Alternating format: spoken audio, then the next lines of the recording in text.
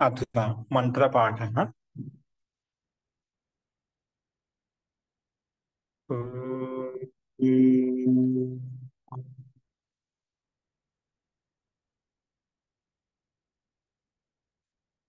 सहनाववतु सहनौ भुनक्तु सह वीर्यं करवावहै तेजस्विनावधीतमस्तु मा विद्विषावहै।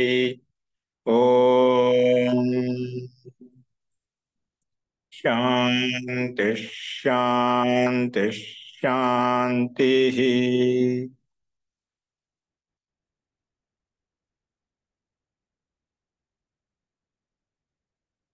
सर्वेभ्यो नमः। అందరికీ నమస్కారం అండి। మనము ప్రౌఢ రచనానువాద కౌముదిలో 18వ అభ్యాసం చూస్తున్నాము। అందులో తెలుగు వాక్యాలు మనం చెప్పుకున్నాం। వాటికి సమాధానాలు మీరంతా రాసుకుని ఉంటారు కాబట్టి వాటిని సరి చేసుకోండి। సందేహం ఉంటే అడగండి నిస్సంకోచంగా, ఓకేనా? అది తర్వాత మనం చెప్పుకున్న తర్వాత లాస్ట్లో మీ అండర్లైన్ చేసుకోండి ఏదైనా, కానీ అది మనం అంతిమంలో ఏ సందేహం చెప్పుకున్నామండి। అస్తు, మనం ముందుగా తెలుగు వాక్యాల్లో కా బిందులో సంఖ్యలను ఉపయోగించి మనకు వాక్యాలు ఇవ్వబడే వాటికి సమాధానం చూడండి। అందులో మొట్టమొదటి వాక్యం, ఈ కళాశాలలో BA ప్రథమ వర్షంలో 90 మంది, ద్వితీయ వర్షంలో 80 మంది, MA ప్రథమ వర్షంలో 70, ద్వితీయ వర్షంలో 50 మంది విద్యార్థులు ఉన్నారని చెప్పుకున్నాము। దానికి సమాధానం చూడండి। అస్యాం కళాశాయాం, అస్యాం కళాశాలాయాం, కళాశాల శబ్దం, లేదా అస్మిన్ విద్యాలయే, ఒక విద్యాలయ శబ్దం తీసుకుని అస్మిన్ విద్యాలయ వస్తుంది। కళాశాల శబ్దం తీసుకున్నాం అనుకోండి, అస్యాం కళాశాలాయాం, అస్యాం కళాశాలాయాం BA ప్రథమ వర్షే, BA ప్రథమ వర్షే 90, BA ప్రథమ వర్షే 90, అస్యాం కళాశాలాయాం BA ప్రథమ వర్షే 90, ద్వితీయ వర్షే 80, ద్వితీయ వర్షే 80, MA ప్రథమ వర్షే 70, MA ప్రథమ వర్షే 70,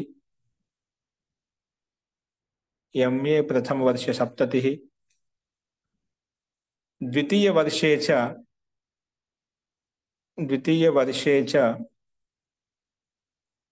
50 విద్యార్థినః సంతి, ద్వితీయ వర్షే చ 50 విద్యార్థినః సంతి, 50 విద్యార్థినః సంతి, 50 విద్యార్థినః సంతి।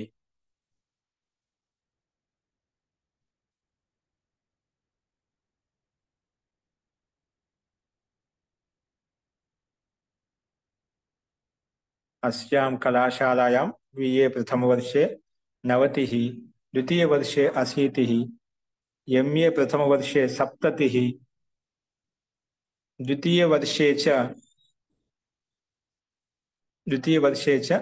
50 विद्यार्थिनः सन्ति, 50 विद्यार्थिनः सन्ति।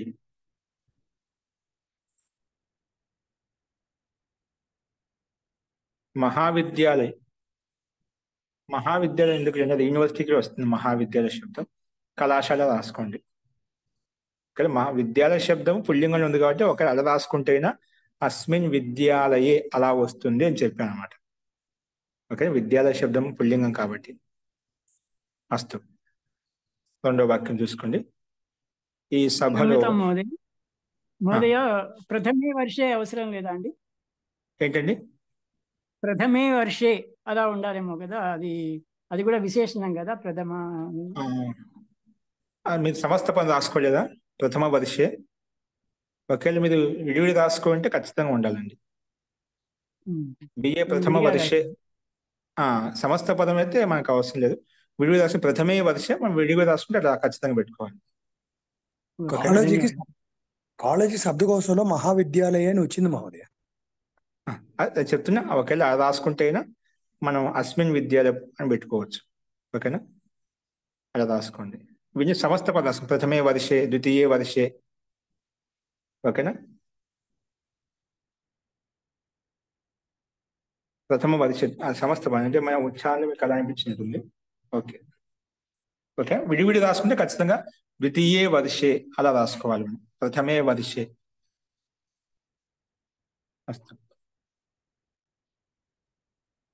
రెండో వాక్యం. ఈ సభలో 100 మంది మనుషులు ఉన్నారు. అస్యాం సభాయాం 100 మనుష్యాః సంతి. 100 మనుష్యాః సంతి.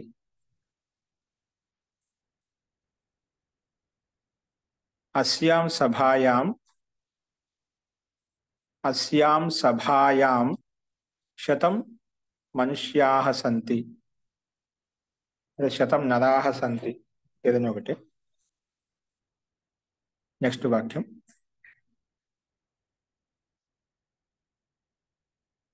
నెక్స్ట్ వాక్యం రాసుకోండి.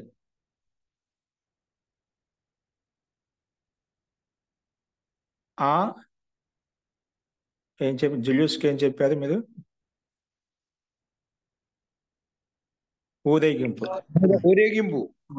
ఓకే అండి. జనయాత్రయామని ఇచ్చాడు మహోదయ. జనయాత్ర శబ్దం ఇచ్చాడా? ఆ శబ్దం రాసుకోండి.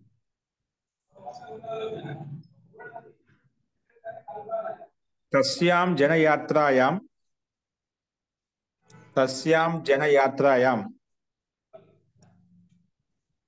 ఓకే, స్త్రీలింగం తీసుకున్నాం. యాత్ర శబ్దం స్త్రీలింగం తీసుకున్నాం కాబట్టి తస్యాం జనయాత్రాయాం 1,000 మనుష్యాః సంతి. తస్యాం జనయాత్రాయాం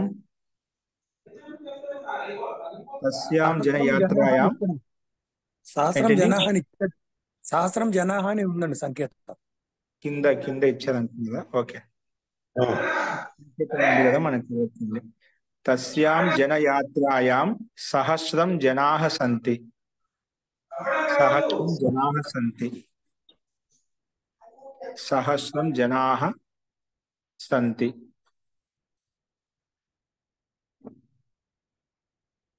తస్యాం జనయాత్రాయాం. ఇప్పుడు సహస్రం అంటే ఒకటి ఉంటుంది కాబట్టి మళ్ళీ ఏకాని శబ్దం విశేషణ అవసరం లేదు. డైరెక్ట్ గా 1,000 జనాః సంతి. 1,000 జనాః సంతి. అస్తు. నెక్స్ట్ 4వ వాక్యం. మహోదయ పై వాక్యంలో ఇయం మనకంట అస్యాం అనేది అది నపుంసకలింగం కాబట్టి సభ వాడామా మహోదయ? అలాగా సభా శబ్దం స్త్రీలింగం అండి. సభా శబ్దం స్త్రీలింగం. అప్పుడు ఇయం అని వాడాలా మహోదయ? ఏంటండి? ఇయం అనాలా మహోదయ? అప్పుడు ఇయం, ఇమే, ఇమాహ. అది కూడా ఇయం కాదు. ఇయం అనేది ఏంటి? అది ప్రథమ పురుషంలో సప్తమిలో చెప్పుకున్నాం కదా. ఇది సభాయాం అన్నప్పుడు సప్తమిలో ఉంది కాబట్టి అది విశేషంగా సప్తమిలో ఉండాలి. అస్తు మహోదయ, అస్తు మహోదయ. నెక్స్ట్ చూడండి. వహా భీడ్ మే 50 మంది గాయపడ్డారు, 15 మంది చనిపోయారు. తత్ర జనౌఘే. కింద సంకేతం ఇవ్వబడి. జనౌఘే అంటే గుంపులు అని అర్థం. తత్ర జనౌఘే 50 మనుష్యాః ఆహతాః. 50 మనుష్యాః ఆహతాః.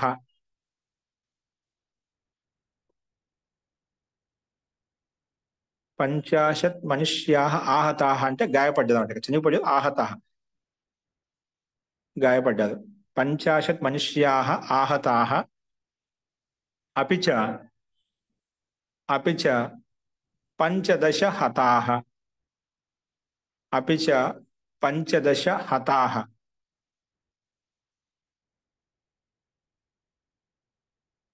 पंचदश हताः అందులో కంటిన్యూ మళ్ళా ఈ చనిపోయిన వారిలో గాయపడ్డ వారిలో మొత్తం సంఖ్య 15 అని చెప్పాం. 65 అని చెప్పుకున్నాం. అందుకే ఇక్కడ ఏమి ఇచ్చా అంటే అది కూడా ఇచ్చాడు. హత ఆహతానం, హత ఆహత దాన్ని కలిపితే సంధి వలన హతాహతానం పంచషష్టి, అది కూడా కింద ఇచ్చాడు. హతాహతానం పంచషష్టి, హతాహతానం పంచషష్టి, హతాహతానం హత ఆహత అకార సవరణ దీర్ఘ సంధి చేస్తున్నాం. హతాహతానం పంచషష్టి.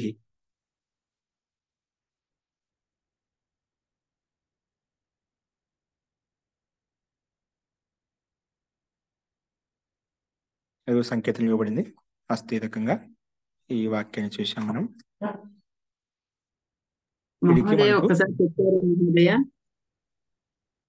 తత్ర అక్కడ సంకేతం గమనించండి. తత్ర మన ఇక్కడ రాసుకుంటున్నాం. తత్ర జనౌఘే అంటే జన యొక్క సమూహంలో గుంపులో 50 మనుష్యాః ఆహతాః ఆహతాః 50 మనుష్యాః ఆహతాః अपि च 15 హతాః చనిపోయారు. 15 అంటే 15. 15 హతాః 15 హతాః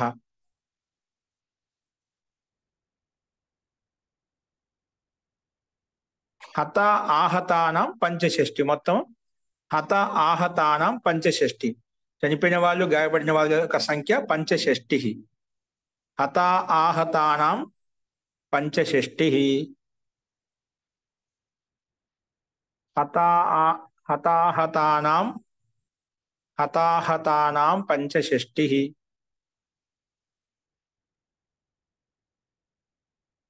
ధన్యవాదాలు మహోదయ. నెక్స్ట్ వాక్యం చూడండి. ఇక్కడ కా బిందులో మనం చూసాం. నెక్స్ట్ ఖా బిందు చూడండి. నీ ధాతును ఉపయోగించి వాక్య నిర్మాణం ఉంటుంది. చూడండి 1వ వాక్యంలో అతడు గ్రామానికి ఆవును తీసుకెళ్ళాడు. అతడు గ్రామానికి గాయకో గావు లేగయా. అతడు గ్రామానికి ఆవును తీసుకెళ్ళాడు. అతడు ఆవును గ్రామానికి తీసుకెళ్ళాడు. ఓకే. సహా గాం గ్రామం నయతి, తీసుకువెళ్తున్నాడు.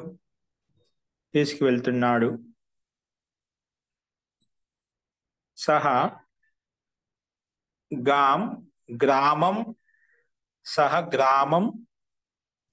గాం గ్రామం నయతి. వర్తమాన కాలం అండి. నయతి తీసుకెళ్తున్నాడు. సహా గాం అంటే ఆవును ద్వితీయ భక్తి ఏకవచనం. గ్రామం గ్రామానికి, నయతి తీసుకెళ్తున్నాడు. ద్వికర్మక ధాతు నీ అనేది. అందుకే గాంలో ద్వితీయ భక్తి వచ్చింది, గ్రామంలో ద్వితీయ భక్తి వచ్చింది. రెండు వచ్చాయన్నమాట. సహ గాం గ్రామం నయతి. నెక్స్ట్ వాక్యం. రాముడు నిన్ను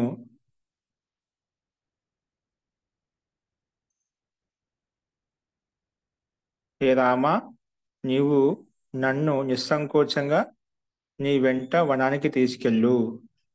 హే రామ, హే రామ. నెక్స్ట్ వాక్యం. త్వం మాం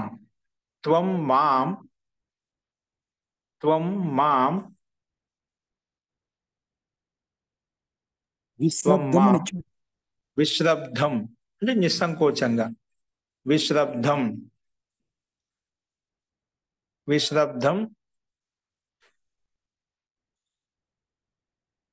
విశ్రబ్ధం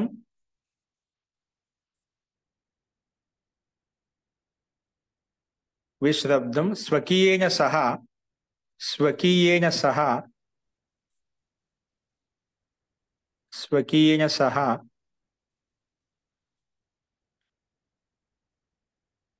వనం నయతు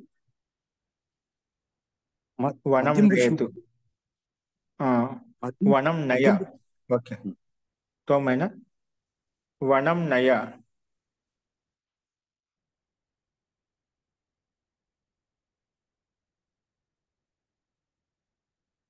అప్నే సాత్ తేన సహా అని కాకుండా ఇక్కడ మనకు ఎందుకంటే అప్నే సాత్ వనమే లేచలో అంటే నీతోటి అంటే నీతోటి అతనితోటి కాకుండా స్వీయేన అని చెప్పుకున్నాడే స్వకీయేన సహా అని చెప్పుకున్నాము స్వకీయేన సహా వనం నయతు తేన అన్నప్పుడు అతనితోటి వనానికి తీసుకెళ్ళు ఇక్కడ తాత్పర్యం నీతోటి అని చెప్తున్నాను నీతోటి తనతోటి అని అర్థం అండి హే రామ త్వం మాం విశ్రబ్ధం స్వకీయేన సహ వనం నయతు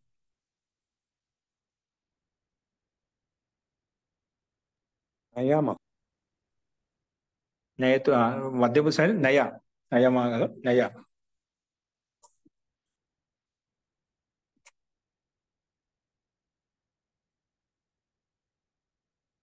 అంటే రాముడు హే రామ త్వం నీవు నన్ను నిస్సంకోచంగా తీసుకెళ్ళు నీవు తీసుకెళ్ళు త్వం నయ మాం నయ అందుకే అలా చెప్పానండి ఓకేనా అస్తు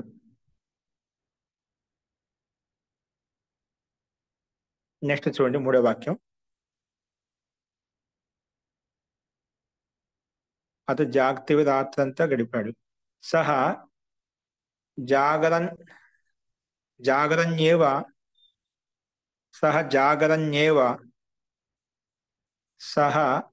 జాగరన్యేవ నిశాం అనైషీత్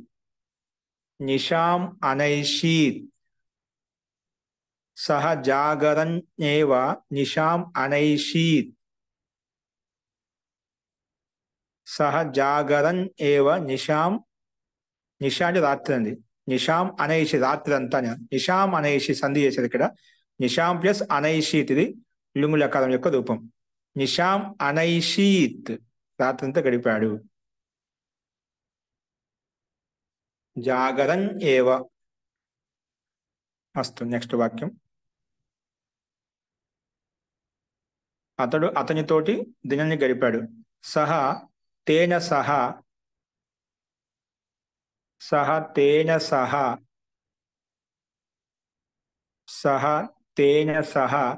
వాసరం నినాయ అంటే వాసరం అనేది ఇక్కడ దినవాచక శబ్దంగా చెప్తాను సంకేతంలో నాలుగో వాక్యానికి సమాధానంగా బితాయ అనే దానికి వాసరం నినాయ వాసరం అంటే దినమంతా ఇక్కడ వాసన శబ్దం దినవాచక శబ్దం అన్నమాట వాసరం అనేది దినవాచక శబ్దం మనకి ఇక్కడ కూడా ఇచ్చారు శబ్దకోశంలో వాసరం నినయ దినము అని చెప్పి చెప్పుకున్నాం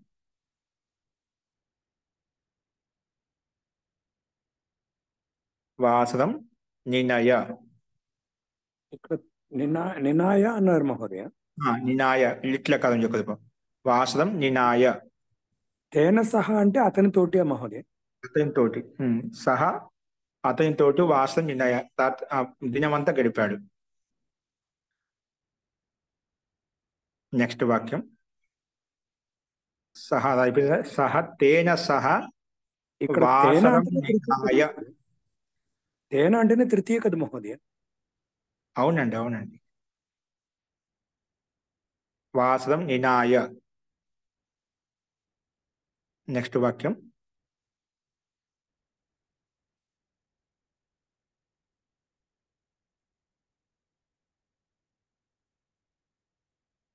నెక్స్ట్ చూడండి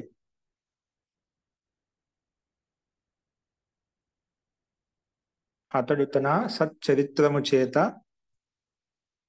మనుష్యులను తన వశపరుచుకున్నాడు సహా స్వీయ సచ్చరిత్రేణ జనాన్ సహా స్వీయ సచ్చరిత్రేణ సత్ చరిత్రేణ, దాన్ని సచ్చరిత్రేణ సంధి చేసి చెప్పాను. సహ స్వీయ సచ్చరిత్రేణ, స్వీయ సచ్చరిత్రేణ సంధి చేస్తే స్వీయ సచ్చరిత్రేణ, సత్ ప్లస్ చరిత్ర సచ్చరిత్ర అవుతుంది. స్వీయ సచ్చరిత్రేణ జనాన్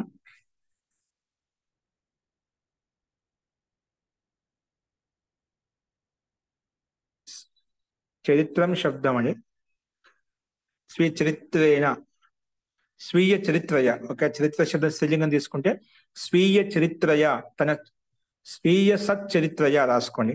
ఒకే చరిత్ర శబ్దం స్త్రీలింగంలో ఉంటేనా స్వీయ సచ్చరిత్రయ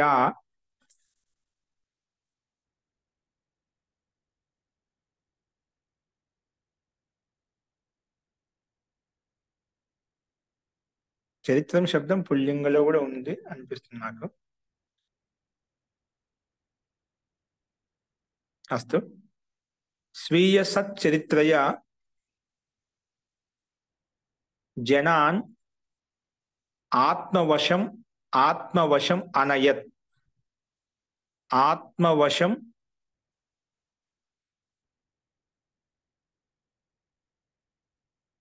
ఆత్మవశం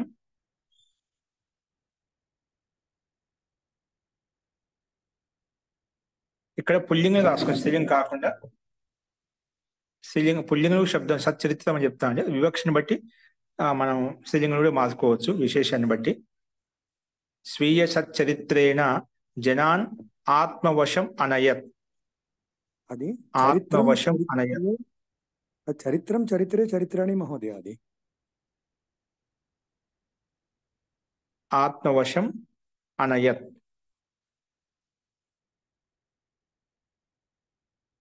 నెక్స్ట్ వాక్యం.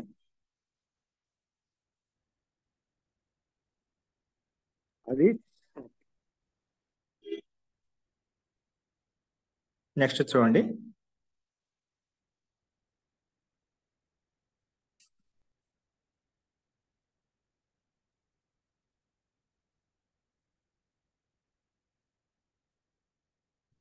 तुम अपने बच्चों और स्त्रियों बहनों से, त्वं स्वीय बालकान् महिलान् महिलाः स्वीय बालकान् महिलाः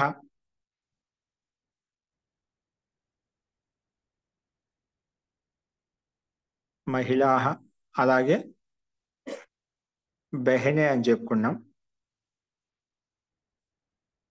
మహిళాః, అనుజాః, అనుజాః, అనుజా అంటే స్త్రీలింగంలో అనుజాః,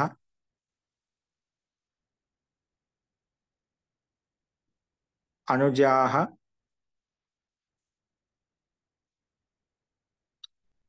అగ్రజాంచ, అగ్రజాంచ, అగ్రజాన్, అగ్రజాంచ, అగ్రజాంచ మమ గృహం ఆనయ, మమ గృహం ఆనయ, మమ గృహం ఆనయ, మమ గృహం ఆనయ. సంకేతంలో పుత్రాన్ జాయాం స్వశ్రు భ్రాతృన్ అని ఇచ్చాడు మహోదయ. జీ జీ అది కూడా రాసుకోండి. జాయ శబ్దం స్త్రీవాచక శబ్దం కాబట్టి అలా రాసుకోవచ్చు మనం. త్వం స్వీయ బాలకాన్ లేదా పుత్రాన్ జాయాం, స్త్రీలింగం జాయాం, శ్వశ్రూః భ్రాతృన్, భ్రాతృన్ ఇవి మనకు శబ్దకోశం వచ్చిన శబ్దాలు కాబట్టి ఇవి రాసుకోవడం ఉత్తమం. భ్రాతృన్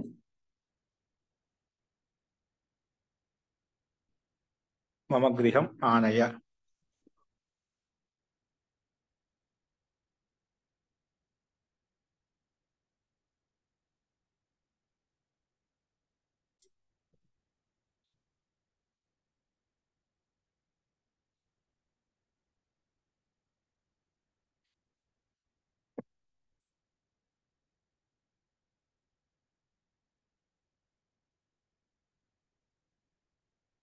అస్తు. ఇక్కడ మీకు వాక్యం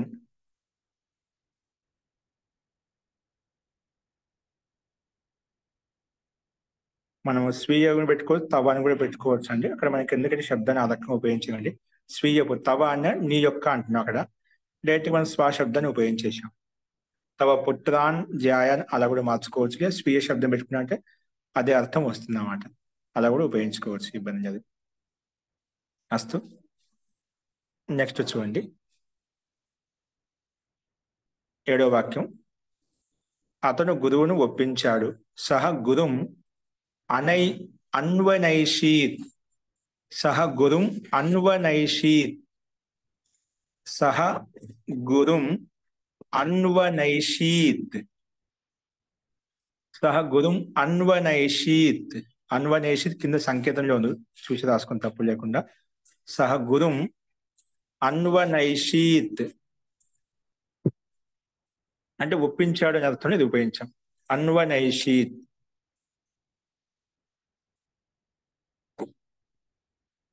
నెక్స్ట్ వాక్యం.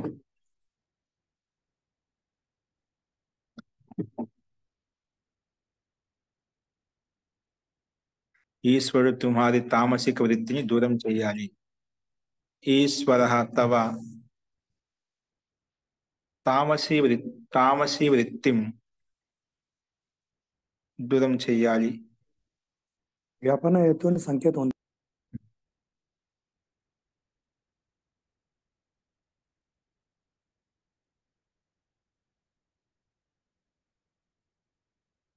ఈశ్వర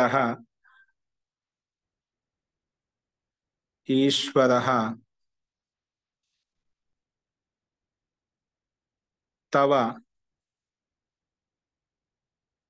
తమోవృత్తిం. ఈశ్వర తవ తమోవృత్తిం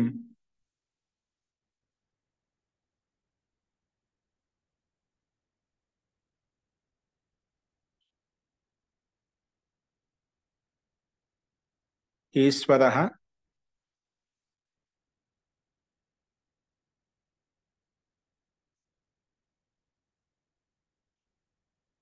ఇప్పుడు ఇక్కడ త్వయి అనే సప్తమి విభక్తిలోకి మార్చుకోవచ్చు. లేదంటే ఈశ్వర తవ తమోవృత్తిం అంటే కృదంత యోగంలో షష్ఠి విభక్తి ప్రకారంగా చెప్పానండి. కృదంత యోగంలో షష్ఠి అంటే ఇక్కడ తవ షష్ఠి విభక్తి మనకు. అలాగే త్వయి వృత్తి నీలో ఉన్నటువంటి అస్తు అదే అర్థం కూడా మనం ప్రస్తావించుకోవచ్చు, ఇబ్బంది లేదు, అదే అర్థం వస్తుంది. కాబట్టి అలాగే రాసుకో. త్వయి తామసీ వృత్తి, నీలో ఉన్నటువంటి తామసీ వృత్తిని,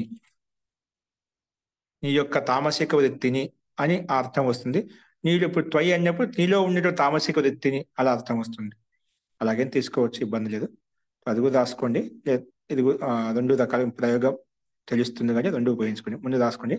ఈశ్వర తవ తామసీ వృత్తిం దూరం కుర్యాత్.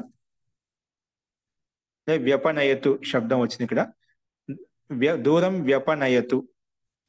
ఈశ్వర తవ తామసి వృత్తిం వ్యపనయతు. వ్యపనయతు అంటే దూరం చేయాలని అర్థం వస్తుంది అన్నమాట. తామసి వృత్తిం వ్యపనయతు. ఏదంటే ఒక పదం ఇక్కడ. ఈశ్వర త్వయి, త్వయి నీలో ఉన్నటువంటి, త్వయి తామసి వృత్తిం వ్యపనయతు.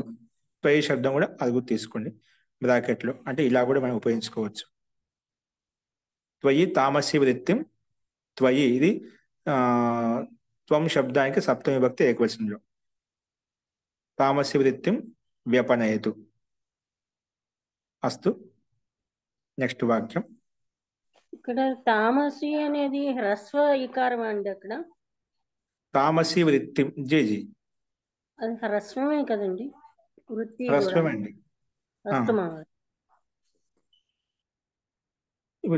తామస వృత్తిం ఇక్కడ మీరు విడిచేయదు. తామసిం వృత్తిం రెండు వస్తున్నాయి. తామస వృత్తిం, తమో వృత్తిం రాయండి. అంటే తమో వృత్తిం, తామసి కాకుండా తమో వృత్తిం రాయండి సమస్త పదం. తామసిం వృత్తిం అలా మన పద విభాగం చేసుకొని రెండు భాగాలు విభక్తి పెట్టుకోవాల్సింది. తమో వృత్తిం సమస్త పదం రాసుకో. తమో వృత్తిం. ఈశ్వర త్వయి తమోవృత్తిం వ్యపనయతు, తవ తమోవృత్తిం వ్యపనయతు.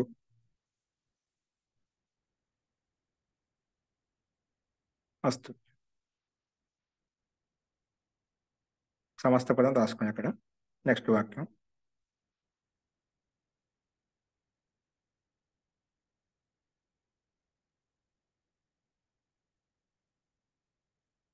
मैं तुम्हारे घमंड को दूर कर दूंगा. अहम अहम ते गर्वं व्यपनेष्यामि. अहम ते गर्वं व्यपनेष्यामि. अहम ते गर्वं వ్యపనేష్ ఇక్కడ మనకు ముందు ఇవ్వబడింది. అహం వ్యపనేష్యామి తే గర్వం. వ్యపనేష్యామి దూరం చేస్తాను. ఏంటి? తే గర్వం నీ గర్వాన్ని, నీ అహంకారాన్ని అని అర్థం. అహం వ్యపనేష్యామి తే గర్వం. సంకేతం ఇవ్వబడి చూడండి, చూసి రాసుకోండి. వ్యపనేష్యామి తే గర్వం.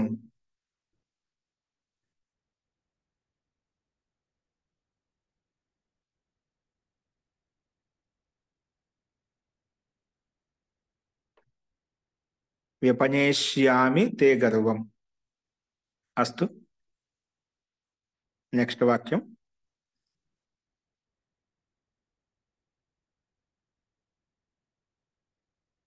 అతడు రెండు చేతులను జోడించి గురువు నమస్కరించాడు.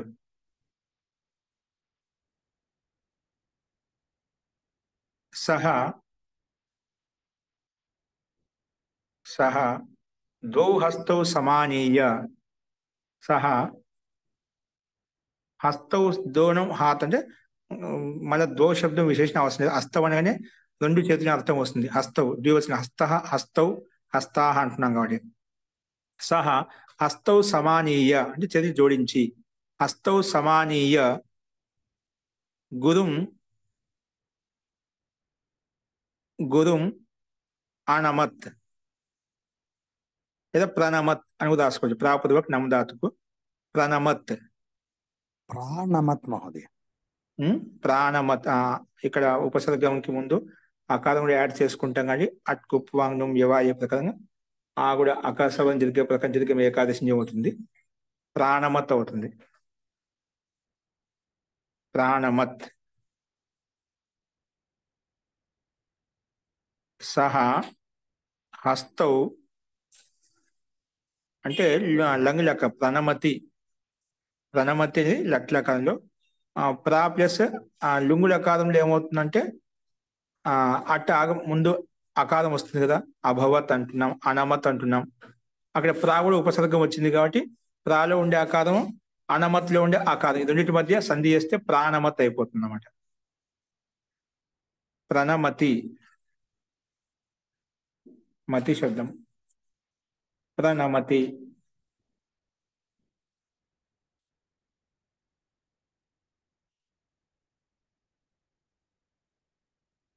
ప్రాణమత్ జీ. ప్రాణమత్ అలా వస్తుంది. మీరు తెలుగు రాసుకోవద్దని సంస్కృతం రాయండి. అందరూ కూడా సంస్కృతిలో అభ్యసించండి. మీరు క్రియాపదం ఎల్లప్పుడూ కూడా మనకు సంస్కృతిలో అభ్యాసం కావాలి. అస్తు. నెక్స్ట్ వాక్యం అండి. పుత్రవధు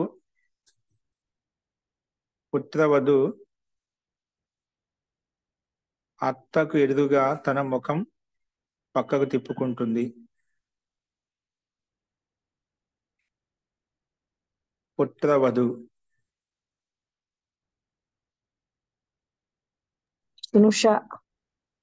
జీ రాసుకుని. స్నుష అంటే పుత్రవధుని చెప్పుకున్నాం. శ్రుష శ్రూష శ్రూష స్నుష కదా ఆచార్య? స్ను కాదండి, స్నుష ఉందా? స్నుష అండి, శ్రుష కాదు, స్నుష. నా కాలం కూడా ఉంది. స్నుష స్నుష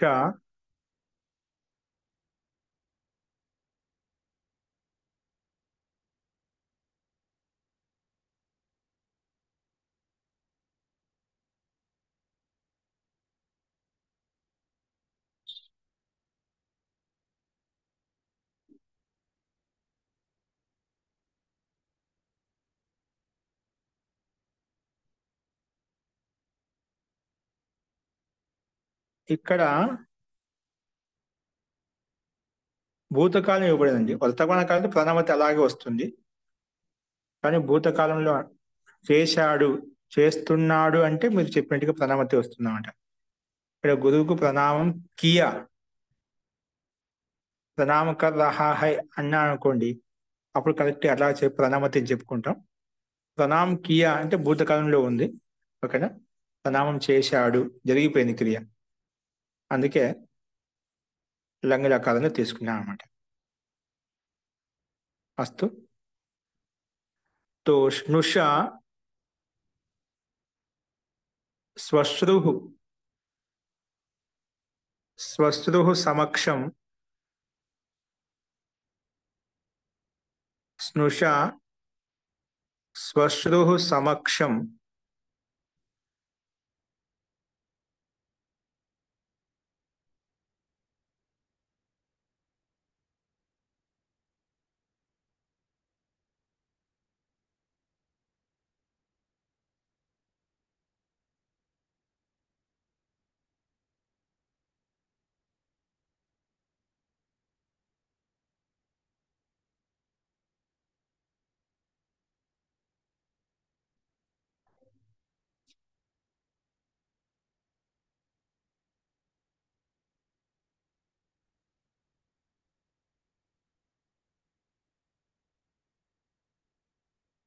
శ్వశ్రు సమక్షం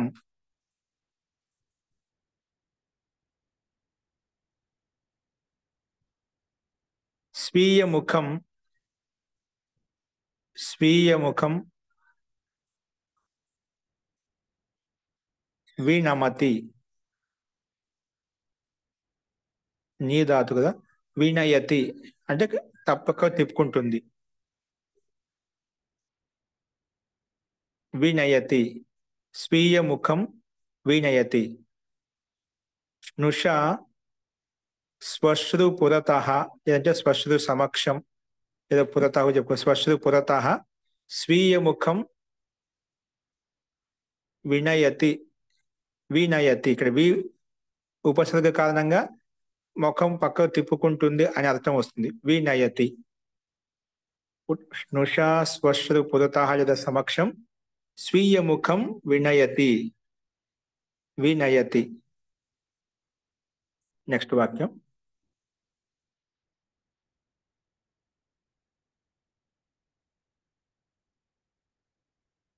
గురువు శిష్యునికి సంకేతంలో అపనయతి కూడా ఇచ్చాడు కదా. అపనయతి, వినయతి, అపనయతి ఇచ్చాడు. రెండు ఇచ్చాడు. అది రాసుకో. అపనయతి పక్కకు తప్పుకుంటుంది, పక్కకు తిప్పుతుంది. అపనయతి పక్కకు తిప్పుకుంటుంది, వినయతి పక్కకు తిప్పుకుంటుంది. దాని దగ్గర సంబంధం. అపనయతికి రాసుకోవచ్చు. వినయతి లేదా అపనయతి రాసుకోండి. క్రియాపదాలు ఏదైనా ఒకటి. అక్కడ వి ఉపసర్గం, అక్కడ అప ఉపసర్గం. అస్తు. నెక్స్ట్ చూడండి. గురుః శిష్యస్య ఉపనయనం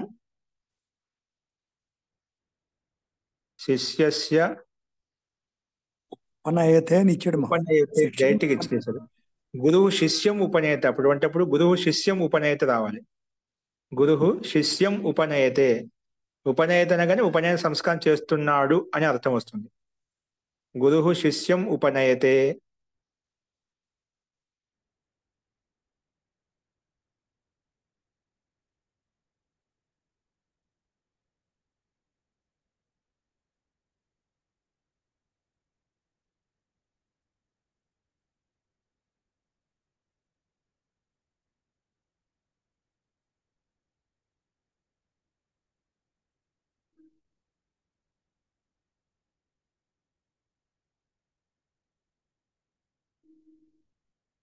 జీ షష్ఠీ భక్తి సమక్షం పురతః ఈ శబ్దాలు వచ్చిన షష్ఠీ భక్తి వచ్చింది. అందుకే సమస్త పని చెప్పాను. శ్వశ్రు పురతః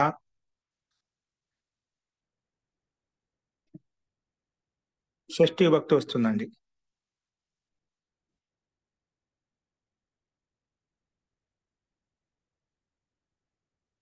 మహోదయ ఆ వాక్యం ఒకసారి చెప్పరా? 11వ వాక్యం. శ్వశ్రు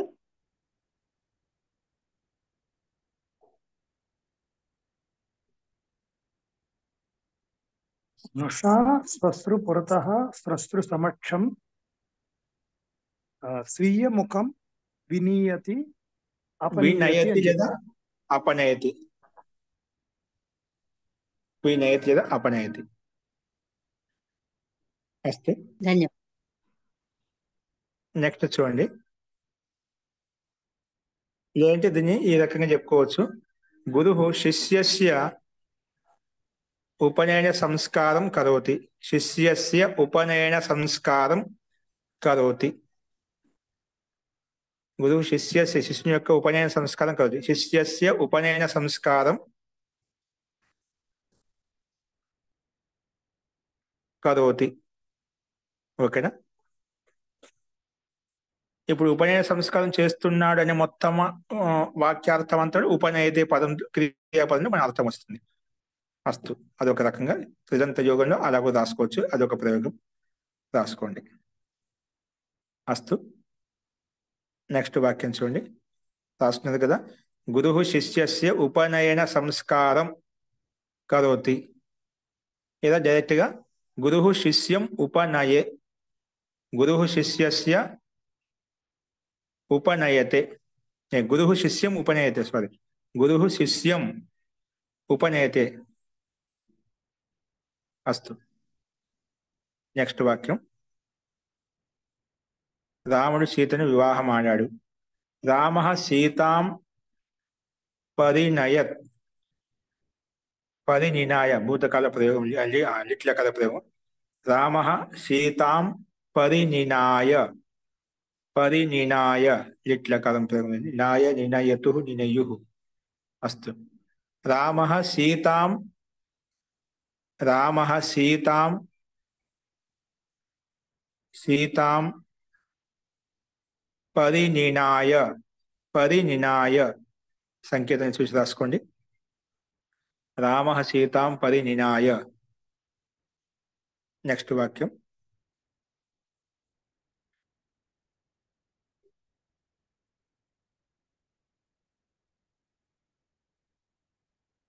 పద్నాలుగవ వాక్యం, వినటానికి అభినయనం చేసి, వినటానికి అభినయనం చేసి, లేదా చిన్న సింపుల్ ఒక వాక్యంలో ఆ పదం చెప్పబడింది. దీనికి సంకేతంలో ఇవ్వబడించండి. వినటానికి అభినయనం చేసి అనడానికి శృతిం అభినీయ, శృతిం అభినీయ, శృతిం అభినీయ, శృతిం అభినీయ, శృతిం అభినీయ. నెక్స్ట్ వాక్యం,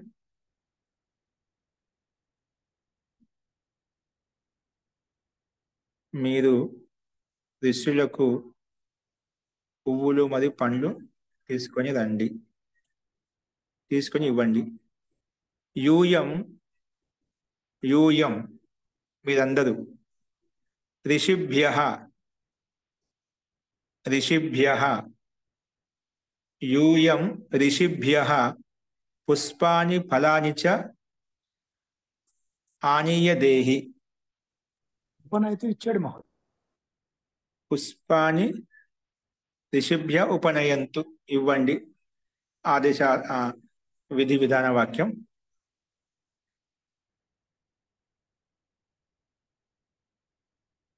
యూయం సబ్ ఎందుకు బహువచనం కదా, కాబట్టి యూయం బహువచనం పెట్టుకున్న కర్త, కాబట్టి ఉపనయంతు క్రియాపదం కూడా అలాగే ఉండాలి. ఏం చెప్పుకున్నాం, యూయం ఋషిభ్య పుష్పాని ఫలాని చ ఉపనయంతు.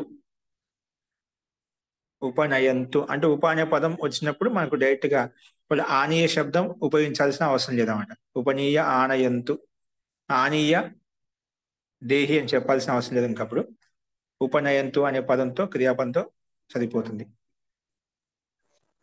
ఇక్కడ యూయం భవంత ఋషిభ్య పుష్పాని ఫలాని చ ఉపనయంతు. జీ ఏమంటున్నారండి? భవంతః అనొచ్చండి ఇక్కడ యూయం బదులు. చెప్పుకోవచ్చు, భవంతః అలాగో చెప్పుకోవచ్చు. వస్తుంది. భవంతః అక్కడ అర్థంలో మీరు అంటాము, గౌరవాత్మకం ఉంటుంది. మీరందరూ అనేది దాదాపుగా ఒకే అర్థంలో వస్తుంది, ఇబ్బంది లేదు, శబ్ద భేదం. అస్తు.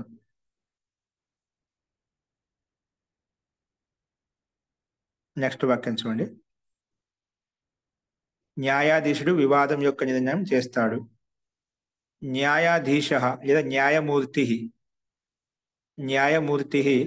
వివాదస్య నిర్ణయం కరిష్యతి. ఇది ఒక వాక్యము. కింద వేరే విధంగా ఇచ్చారు మనకు. వివాదం నిర్ణేష్యతి. ఓకేనా? ఇది రాసుకుని ముందుగా న్యాయమూర్తి లేదా న్యాయాధీశ వివాదం నిర్ణేష్యతి. వివాదం నిర్ణేష్యతి. వివాదం నిర్ణేష్యతి.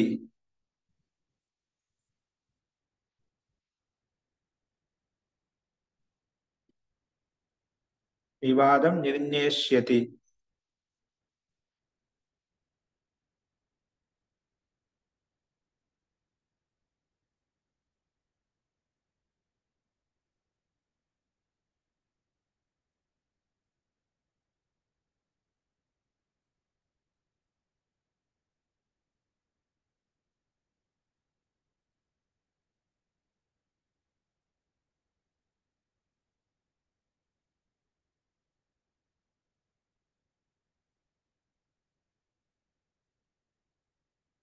దీన్ని ఇంకో రకంగా రాసుకోవచ్చు.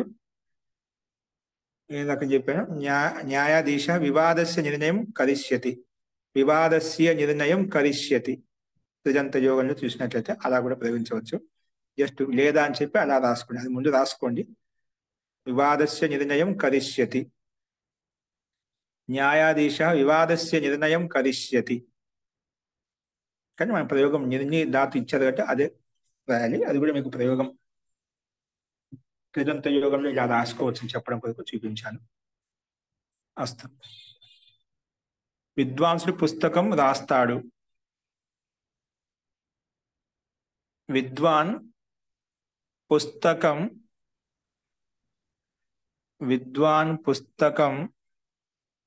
ప్రణేష్యతి. రాస్తాడు భవిష్యత్తు. విద్వాన్ పుస్తకం లేదా విద్వాన్ పుస్తకం ప్రణేష్యతి.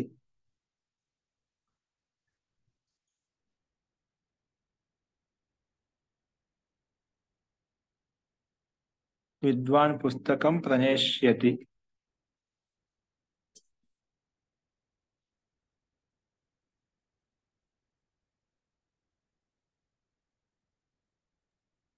విద్వాన్ చతుర అనడానికి విదగ్ధ అని పదం వచ్చింది మహోదయ.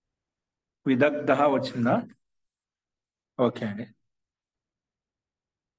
విదగ్ధ వచ్చి అది రాసుకోండి. మనకు శబ్దకోశం ఇస్తుంది కదా. విదగ్ధ. అస్తు. విదగ్ధ పుస్తకం ప్రణేష్యతి.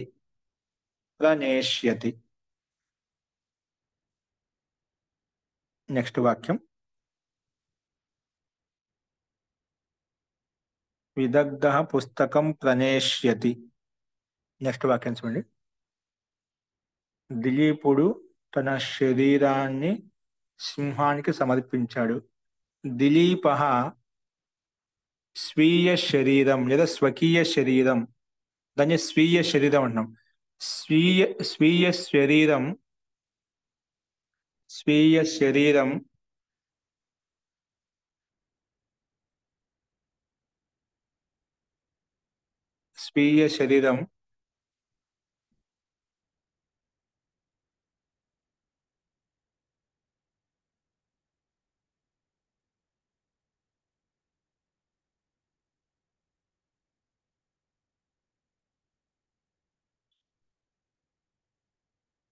ఇంటి వాక్యం అంటే మనకు సింహం అని చెప్పుకున్నాం కదా. ఇచ్చాడు, ఇచ్చే అర్థంలో మనకు చతుర్థి వస్తుంది అనమాట. సమర్పించాడు, ఇచ్చాడు. కానీ ఇక్కడ ఇచ్చాడు, సంకేతం ఇచ్చాడు సార్. హరయే ఉపానయత్ అని ఇచ్చాడు. అదే ఉపానయత్ పదం ఇచ్చాడు ఇక్కడ. హరయే శబ్దం సింహానికి వస్తుందా? సింహవాచక శబ్దమా? ఏంటండి? హరి శబ్దాన్ని సింహం వస్తుంది. వస్తుందా? ఓకే అండి. వచ్చింది. అస్తు. సో తీసుకోండి, అయితే అది తీసుకోండి. సో దిలీప స్వీయ శరీరం హరయే ఉపానయత్ సమర్పించాడు. ఇక్కడ ఉపసర్గం అనేది మనకు సమర్పణార్థంలో తీసుకొస్తుంది అర్థాన్ని. ఉపానయత్ ఉపానయత్ దిలీప స్వీయ శరీరం హరయే ఉపానయత్ హరయే ఉపానయత్. అంటే ఇప్పుడు సింహానికి హరహ అని కూడా అనొచ్చా మహమ్మద్? సింహ అనేది హరహ అని కూడా అనొచ్చా? ఆ పదం చూడాలండి, నాకు కూడా అంత స్మరణలోకి రావడం లేదు ప్రయోగం. సింహస్య కృతే ఉండొచ్చు, పర్యావరణ శబ్దాలు ఉండొచ్చు, కానీ అది చూడాలి.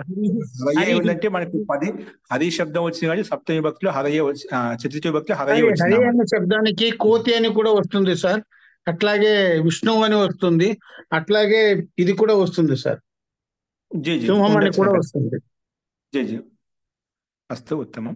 మనకి దీంట్లో అమరకోశంలో కానీ శబ్దకోశంలో దానికి పర్యావరణ శబ్దాలు చాలా ఉంటాయండి. అస్తు ఉత్తమం.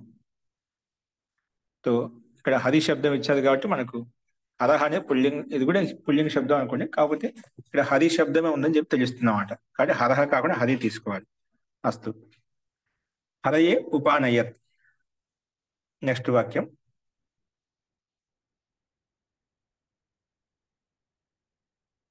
ఇస్కి ఇతని యొక్క నవ్వు యొక్క అభిప్రాయాన్ని అర్థం చేసుకోవచ్చు. అస్య హసనస్య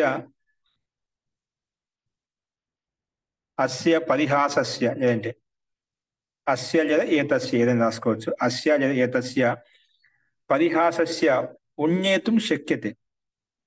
ఉణ్యేతుం శక్యతే అంటే అర్థం చేసుకోవచ్చు. అస్య పరిహాసస్య లేదా అస్య హసనస్య, హసనస్య అంటే పరిహాసస్య, పరిహాసపదం ఉత్తమంగా ఉంది. అస్య పరిహాసస్య లేదా ఏతస్య పరిహాసస్య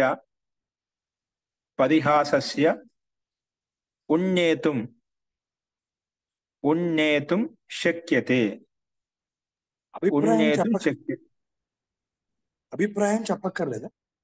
జీ జీ అదే ఆ పదంతో ఉణ్యేతుం శక్యతే అనే ఆ పదంలో అర్థం వచ్చేస్తుంది.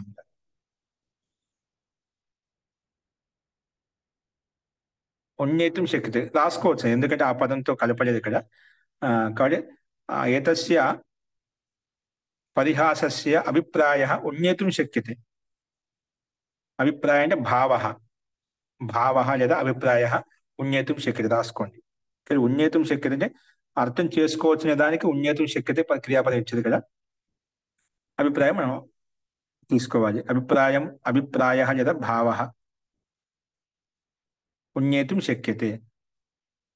ఇక్కడ అభిప్రాయం లేదా భావం మనకు ద్వితీయ భక్తిలో ఉండే అభిప్రాయం లేదా భావం ఉణ్యేతుం శక్యతే. అభిప్రాయం లేదా భావాన్ని అర్థం చేసుకోవచ్చు, ద్వితీయ భక్తి పెట్టుకోండి, భావం లేదా అభిప్రాయం. అస్తు. ఏతస్య పరిహాసస్య అభిప్రాయం లేదా భావం ఉణ్యేతుం శక్యతే. ఉణ్యేతుం శక్యతే. నెక్స్ట్ వాక్యం.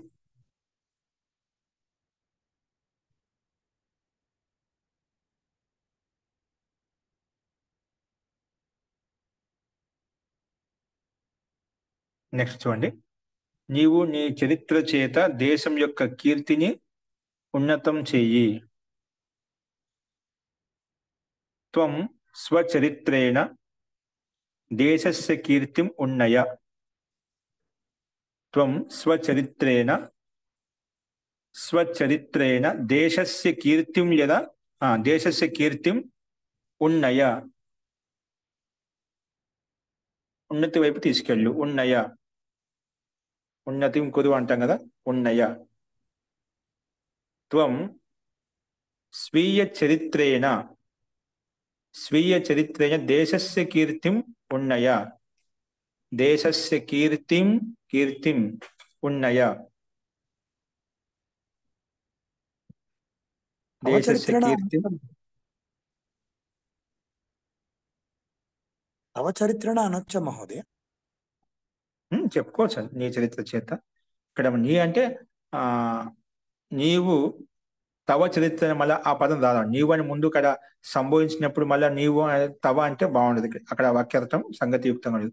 నీవు అంటే తన గురించి మాట చెప్తున్నామాట. నీవు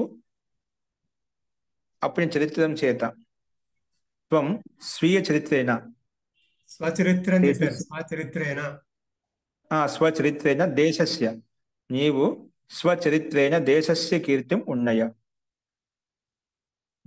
అస్తు మహోదయ.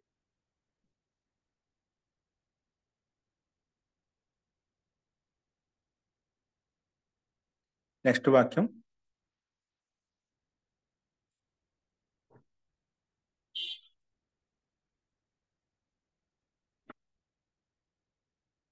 ఇక్కడి వరకు మనకు ఖాలో ఉన్నటువంటి వాక్యాలు మనం చూసాము.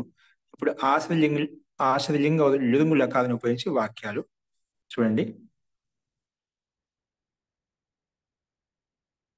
వీరమాత కావాలి అని చెప్పుకున్నాం. దాని కింద ఇచ్చారు చూడండి, సావిత్రి సమాభూయాహ, సారీ అది కాదు, వీర ప్రసవిని భూయాహ, వీర ప్రసవిని భూయాహ, వీరమాత కావాలి. చూడు ఇక్కడ ఆశ్రయలింగ లకాలను ఉపయోగించి ప్రయోగం కనిపిస్తుంది మనకు. అన్ని కూడా వీర ప్రసవిని భూయాహ, వీర ప్రసవిని భూయాహ. జీ నియమం 140 మనం చెప్పుకోండి, లాస్ట్ చెప్తా అండి.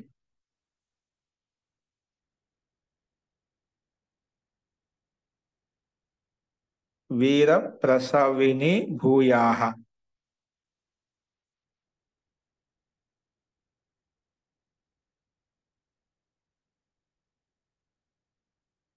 ఓకేనా? నెక్స్ట్ వాక్యం ఒకటి రాసుకొని దీంట్లో సంకేతం ఇవ్వబడింది చూడండి.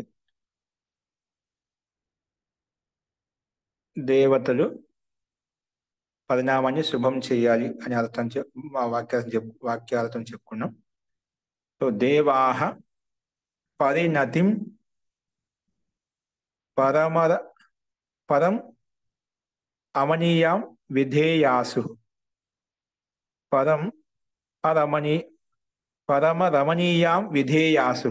పరమరమణీయాం దేవాహ పరిణతిం పరమరమణీయాం విధేయాసు. పరమరమణీయంగా చేయాలి, ఉత్తమంగా చేయాలి, మంచిగా చేయాలి అనే అర్థంలో.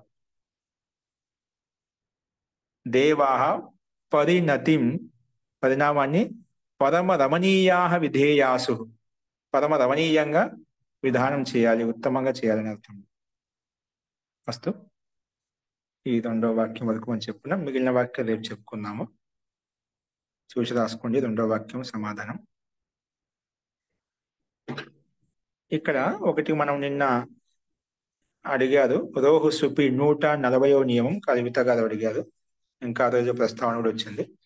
రోహు సుపి అంటే అహంలో ఉన్నటువంటి నకారానికి రేపం వస్తుంది. గమనించండి, అహంలో ఉండేటువంటి నకారానికి రకారం వస్తుంది, కానీ సుప్ అని తర్వాత ఉండకూడదు అని చెప్పుకున్నాం. సుప్ అంటే మనకు తర్వాత అంటే ఏమిటి, తత్కాలు. ఇక్కడ అసుపి అని ఉంది. అసుపి అంటే ఏమిటి, సప్తమి విభక్తి. సప్తమి విభక్తి అంటే తాత్పర్యం వస్తుందంటే తర్వాత ఉంటే. అంటే మనకు వ్యాకరణ నియమానుసారంగా తస్మిన్ నిర్దిష్టే పూర్వస్య, తస్మిన్ ఇది నిర్దిష్టే పూర్వస్య, సప్తమి విభక్తి నిర్దిష్టమైనప్పుడు దాని ముందు ఉండాలి అంటే ఏ వర్ణం అవుతుందో తస్మిన్ పురత అంటే ముందు బాగా ఏదైనా ఉండాలి, ఏదైనా కావచ్చు, తర్వాత పదానికి ముందు ఖచ్చితంగా ఉండాలి. అసుపి అంటున్నాం, అక్కడ దానికి ముందు వెంటనే, ఇంకా దాని వెంటనే ముందు ఏది ఉంటే అది తీసుకుంటాం. కాబట్టి ఇక్కడ అహన్ శబ్దానికి తర్వాత ఏ పదం అయితే ఉందో అది సుప్ అయి ఉండకూడదు. సుప్ ఉంటే ఉన్నా తీసుకోనమాట. సుప్ కాకపోతే అప్పుడు మాత్రం రేపం వస్తుంది. ఇక్కడ మనకి ఏంటి వాక్యము, అహన్ శబ్దం ఉంది, అహన్ శబ్దం తర్వాత మనకు గణహ శబ్దం వచ్చింది, అహన్ గణహ. ఇక్కడ మనకు తర్వాత పదం ఏదైనా కావచ్చు, అది సుప్పా లేదా ఏదైనా కానీ క్రియాపదమా ఏదైనా కానీ సుప్పు ఉండకూడదని చెప్పుకున్నాం. తర్వాత వెంటనే ఉండదు, దానికి ముందు రేపం కానీ కనిపించాలన్నమాట. ఆ సందర్భాలు తీసుకుంటాం. కాబట్టి ఇక్కడ అహన్ ప్లస్ గణహలో ఇక్కడ సుప్పు కాదు, గణ శబ్దం. కాబట్టి ఇక్కడ మనకు అహన్లో ఉండే నకారానికి రేపం తీసుకున్న అహర్ గణహ అయిపోయింది. ఒకవేళ మనకు అదే అంటే ఇది దాదాపుగా అదే శబ్దం తీసుకుంటామంట. ఇప్పుడు అహనాభ్యాం అని చెప్పుకుంటామంట. లేదంటే మనకు అహర్ భుంక్తే అని చెప్తే ఇక్కడ అహర్ భుంక్తిలో మనకు క్రియాపదం ఉంది కనిపిస్తుంది. లేదంటే భ్యామ్ వస్తుందన్నమాట. భ్యామ్ వచ్చినప్పుడు అక్కడ మనకు సుప్పు పక్కన ఉంది కాబట్టి అక్కడ మనకు రేపం రాదు. ఇప్పుడు అహన్ ప్లస్ భ్యామ్, అహన్ ప్లస్ భ్యామ్ లో ఇక్కడ తర్వాత వెంటనే కనిపిస్తుంది అన్నమాట. భ్యామ్ శబ్దం ఉంది, భ్యామ్ సుప్పు కాబట్టి ఈ సందర్భంలో మనకు రేపం రాదు. కాబట్టి ఇది దాదాపుగా అదే పదంలో మనం చూస్తాము, లేదంటే పక్క తర్వాత పదం ఉన్నప్పుడు చూస్తామట. మనకు ఎందుకంటే సప్తమి అనేది తర్వాత ఉండే పదం ఎలా ఉండాలంటే సుప్ అయి ఉండకూడదు, అది ముఖ్యంగా. అందుకే ఇక్కడ మనకు అదే పదంలో తీసుకోవచ్చు. తర్వాత పదం సుప్ ఉండకుంటే భ్యామ్ భిస్ మనకి 21 ప్రత్యయాలు ఏవైతే ఉన్నాయో అవి ఉండకూడదు తర్వాత. అది అదే పదం యొక్క వస్తుందా, తర్వాత పదానికి క్రియాపదం ఉంటే ఏదైనా కావచ్చు అది. ఎందుకంటే సుప్పి అనేది సప్తమి భక్తి ఏకవచనంలో ఉంది కాబట్టి. మరి ఇక్కడ ఒక సందేహం వస్తుంది, అహహ శబ్దం ఎలా తయారైందండి అంటే అహహ శబ్దం తయారు కావడానికి ఇక్కడ అహలు ఎందుకు సుప్పు ఉంది, అహన్ ప్లస్ సు, అహన్ ప్లస్ సుకు అహన్ శబ్దం ఉంది కదా. ఆ అహన్ శబ్దంలో ఉండే నకారానికి రేపం అనేది అహన్ అనే ఒక సూత్రం ఉంది. అహన్ రోహ సుప్పి రెండు పక్క పక్కనే ఉన్నాయి. ముందు అహన్ సూత్రం ఉంది, తర్వాత రోహ సుప్పి ఉంది. అహన్ లో ఉండేటువంటి నకారానికి రకారం వస్తుంది అని చెప్తున్నాడు. అంటే అహన్ సూత్రం చేత రేపం వస్తుందన్నమాట. అక్కడ రేపం వచ్చిన తర్వాత వెంటనే ఆ రకానికి కరవస అనేది విసర్జనీయ ప్రకారంగా విసర్గం చేసుకున్నాం, అహహ అయిపోతుందన్నమాట. అక్కడ అహన్ సూత్రం చేత వస్తుంది, రోహ సుప్పి చేత అక్కడ మనం చేసుకోవాలన్నమాట. అస్తు, అది ఇక్కడ గమనించాలి. అస్తు, ఇప్పుడు సందేహం ఈ గణ శబ్దంలో మహోదయ, గణ శబ్దంలో కూడా ప్రథమ విభక్తి ఏకవచనం గణహ అనే ఉంటుంది కదా, మరి అప్పుడు సుప్ అంటే ఇక్కడ మనకు వెంటనే ఉండాలన్నమాట. ఓకేనా, ఇక్కడ వెంటనే ఇక్కడ సుప్ తర్వాత గణలో విసర్గం ఉంది కదా, తర్వాత నకారం ఉంది, గకారం ఉంది, ఇవన్నీ ఉన్నాయి కదా. తస్మిన్ ఇతి నిర్దిష్ట పూర్వస్య ఏదైతే నిర్దేశించాలో దాని వెంటనే ముందు ఉండాలన్నమాట. గణహలో సుప్ ఉంది, గణ సు తర్వాత ఏమున్నాయి మనకు మిగిలిన అక్షరాలు కూడా ఉన్నాయి కదా, వెంటనే ఉండాలి, తత్కాలం ఉండాలన్నమాట. తత్కాలికంగా వెంటనే ఉండాలన్నమాట, దాని ముందు ఉండాలన్నమాట. ఇప్పుడు పంచమే దాని తర్వాత వెంటనే చేస్తాం, భూ ధాతు చేత లేదా ప్రాతిపదిక చేత ప్రత్యయం తెచ్చుకుంటాం, దాని పక్కనే తెచ్చుకుంటాం, తర్వాత తెచ్చుకుంటాం. షష్ఠి దాని స్థానం తెచ్చుకుంటాం, అది సప్తమి ఉంటే దాన్ని ముందుకు తెచ్చుకుంటాం అంట. అది పక్కన ఉంటే ముందు, నకారానికి వెంటనే రేపం వస్తుందన్నమాట. అలాగుంటేనా వెంటనే ఉండాలి. ఇక్కడ పదం ఉంది, శబ్దం ఇచ్చారు అంతే. అహర్ భుంక్తేలో క్రియాపదం ఇచ్చారు, అహర్ దదాతి అక్కడ క్రియాపదం ఇచ్చారు. ఓకేనా, అది ఏదైనా ఉండొచ్చు. ఇక్కడ మనకు ఎక్కువ భక్తులు అనేవి దాదాపుగా అదే పదానికి వస్తాయన్నమాట. భ్యామ్ గాని బిస్ గాని ఇవన్నీ అదే పదంలో వస్తాయన్నమాట. అహ్నాభ్యాం అని చెప్పి. కాబట్టి గణహ అనేది ముందు ఉండాలి అంటే అది ఎలా రావాలి మహోదయ? ముందు ఇప్పుడు గణహ అనేది అది సుప్పంతమే కదా మహోదయ? సుబంతం అంటే సుబంతం చెప్పండి, సుప్పు అంతే, ప్రత్యయం ఉండాలి, సుబంతం చెప్పాలి ఇక్కడ. ఇక సుబంతం అంది, గణ అనేది సుబంతం అంటే సుప్ అంతిమ, గణ శబ్దానికి అంతిమంలో ఉందన్నమాట. అవునండి, పదం తీసుకోవచ్చు మనం, సుప్పే డైరెక్ట్ గా ఉండాలన్నమాట. ఎక్కడ గణం మొదట్లో ఉండాలంటారా? మొదట్లో కాదు, దాని తర్వాత వెంటనే కానీ. అహన్ శబ్దానికి వెంటనే సుప్పు ఉండకూడదు, అహన్ శబ్దానికి వెంటనే తర్వాత పదం. భ్యామ్ అని చెప్పాను, భ్యామ్ ఉండకూడదు, బిస్ ఉండకూడదు, అవు ఉండకూడదు. అంటే మహోదయ అహన్ ప్లస్ ఇస్ అనేటట్టుగా ఉండకూడదు, అలా ఉండకూడదు. సు ఔ జస్ అమ్ అవుట్ జస్ టాప్ భ్యామ్ బిస్ ఇవి 21 ప్రతి ఏది ఉండకూడదు అండి అక్కడ. 21 ఉండకూడదు అంతే. అస్తు మహోదయ.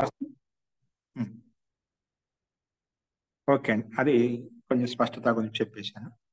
అస్తు, ఇంకేమైనా సందేహాన్ని తర్వాత చూద్దాం. శాంతి పాఠ.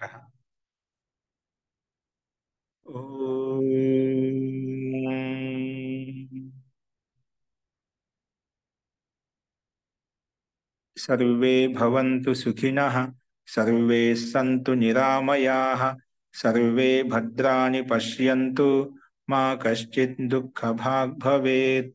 ఓం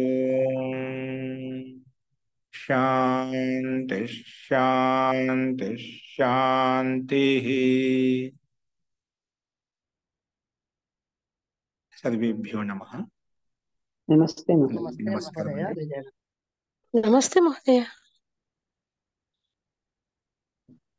గురుగారి ఆఖరి వాక్యం ఒకసారి మళ్ళీ చెప్పరండి. దేవాహ పరిణతిం పరమ అక్కడ మనకు రమణీయ సంకేతం ఇవ్వండి, చూడండి సంకేతం. దేవాహ పరిణతిం పరమ రమణీయాం, ఇదంతా ఒకే పదం, సమస్త పదం. పరమ రమణీయాం విధేయాసు, ఇది బహువచనంలో. విధేయాత్, విధేయాతాం, విధేయాసు, కింద సంకేతంగా కనిపిస్తుంది. ఓకే. అస్తు.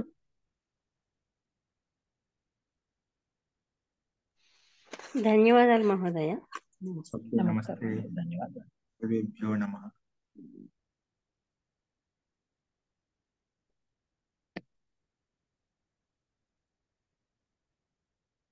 ధన్యవాదాలు మహోదయ. పునర్మిలామः.